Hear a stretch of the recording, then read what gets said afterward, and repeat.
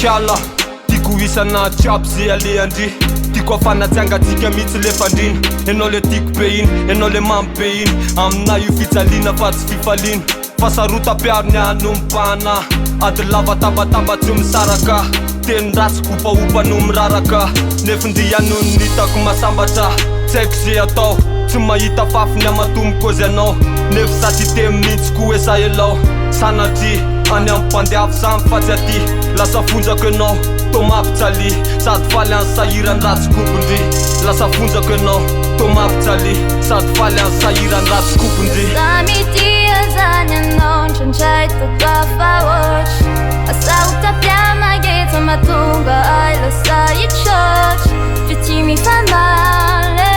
nefa mampijaly talaza ikalotsapana fanapoko marare enao ilay masobe le manazavany andro-piainako vady io andevy mandriko amako izy baby kanefa zaho no tsy haiko e sanandrakilano mioza to misy rano matso aizine zanefa tsy te anova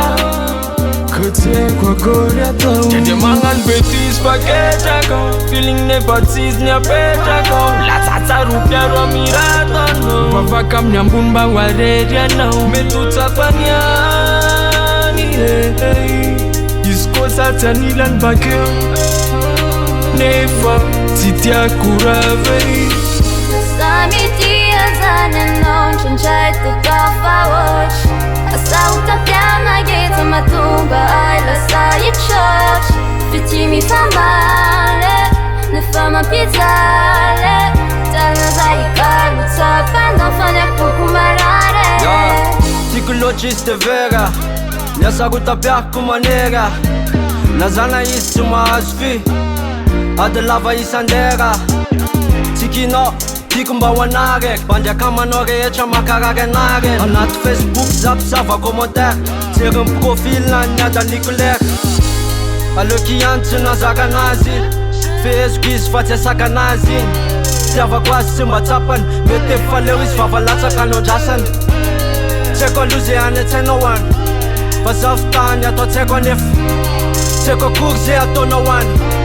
fizy mamorona an'zay ratsy rehetra Samitia zany anao ndraindray tokafa ohatry asahotam-piamageta mahatonga ay lasa hitrotry fity mifamaly nefa mampijaly talaza ikalotsapana fanapoko marare